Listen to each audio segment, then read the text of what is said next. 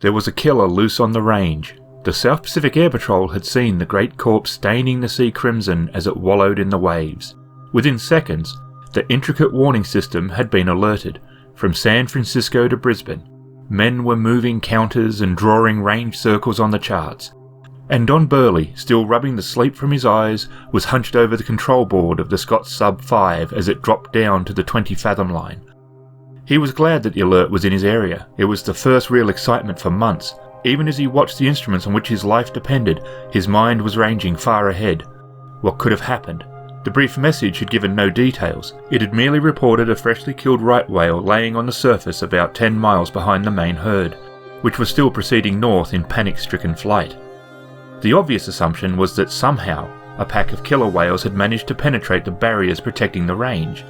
If that was so, Don and all his fellow wardens were in for a busy time. The pattern of green lights on the telltale board was a glowing symbol of security.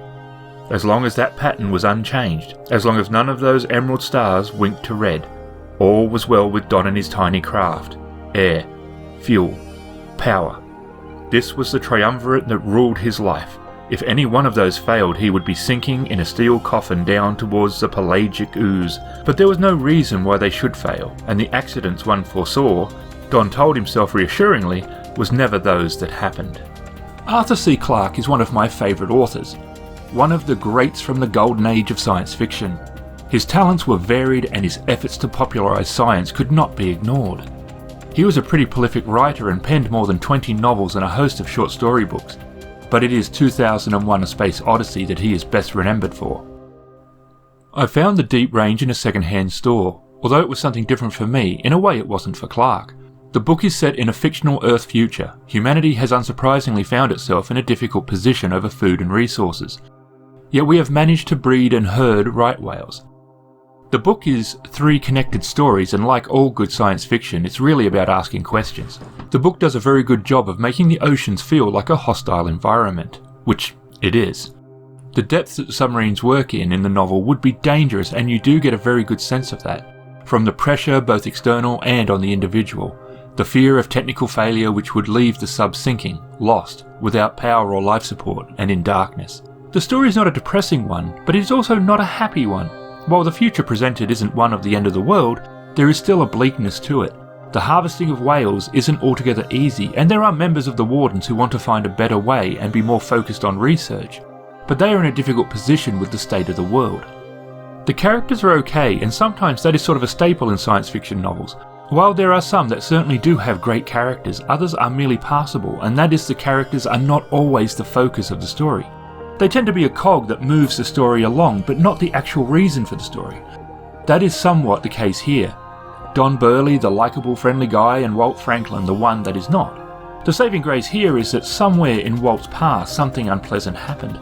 They play on that mystery a bit and how it shapes the character as well as how he tries to change. This mix made him interesting enough to stick with him through the course of the book.